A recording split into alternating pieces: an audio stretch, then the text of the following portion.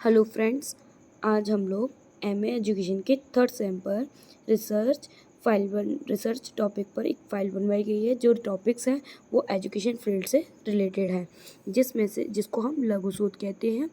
और इसमें आप लोगों को कैसे फाइल बनानी है इसके बारे में हम लोग देखेंगे। सबसे पहले हम लोग फ्रंट पेज बनाएंगे, जिसमें आपके कॉलेज का नेम, उसके ऊपर लघु शोध शस्त्र और उपविषय में जो टॉपिक आपके प्रोफेसर ने आपको गिवन किया होगा। उसके बाद शोधार्थी में अपना नेम, एम ए बता डालना है, शिक्षा शास्त्र, सेमेस्टर बताना है और मार्गदर्शिका में अपने प्रोफेसर का नेम और अपने कॉलेज का नेम डालना है। इसके बाद हम लोग सेकंड पेज जो होगा हमारा वो रहेगा आभार का, जिसमें हम अपने प्रोफेसर को अपना आभार व्यक्त करेंगे।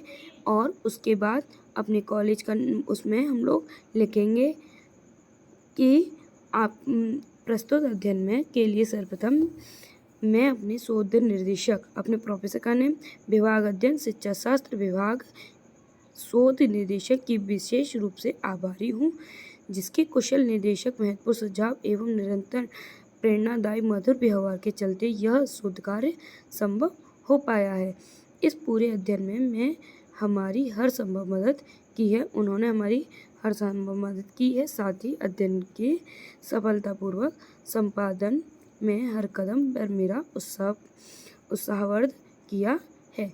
और फिर इसके बाद आप लोगों को इंडेक्स बनाना है। इस तरीके से आपको इंडेक्स बनाना है, जिसको हम शोध प्रारूप कहते हैं। इसमें सबसे पहले आपको प्रस्तावना, समावेशी शिक्षा का अर्थ, समावेशी शिक्षा की परिभाषा, समावेशी शिक्षा की विशेषताएं, समावेशी शिक्षा का क्षेत्र, समावेशी शिक्षा के लाभ, समावेशी शिक्षा की आवश्यकता, समावेशी शिक्षा का महत्व, समावेशी शिक्षा के सिद्धांत, समावेशी शिक्षा की महत्वपूर्ण प्रमुख समस्याएं, समावेशी शिक्षा के मुख्य उद्देश्य और संदर्भ।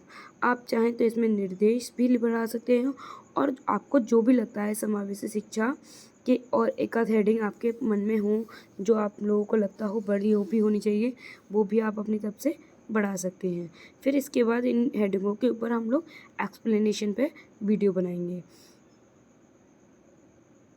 जो आपका एक्सप्लेनेशन इस तरीके का रहेगा, जिसमें आप लोग प्रस्तावना बतानी है, सब प्रस्तावना में थोड़ा सा एक्सप्लेनेशन करना है।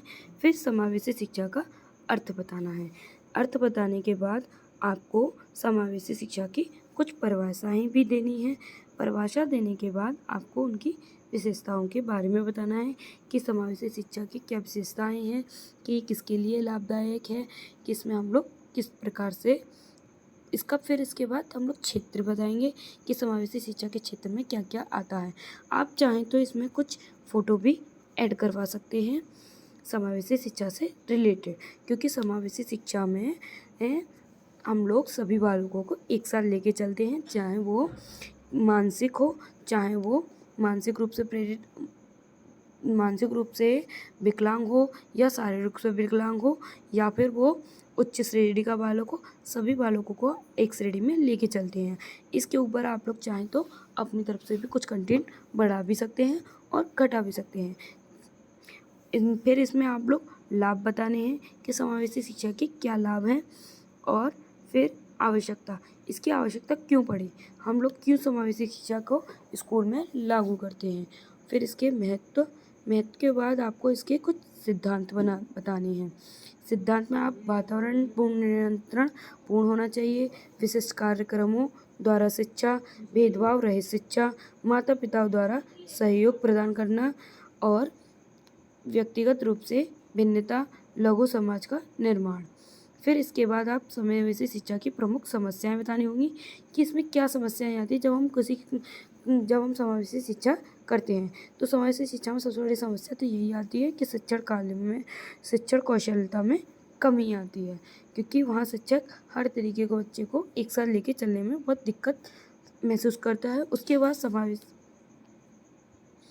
सामाजिक मनोवृत्ति आती है, शारीरिक बाधाएं आती है, पाठ्यक्रम आता है, भाषा और संवाद में समस्याएं आती हैं, भारतीय शिक्षा नीति में भी बाधा आती है। फिर समावेशी शिक्षा के उद्देश्य के बारे में बताना है, लास्ट में आप निर्देश बताना है। आप चाहें तो इसमें थोड़ा बहुत और कंटेंट अपने पास से बढ़ा सकते हैं। ये अप्रॉक्स मैंने 40 पेज अप्रॉक्स 37 या 34 की पेज की फाइल बनाई है। आप लोग चाहें तो और भी बढ़ा सकते हैं इसमें। Thank you for watching.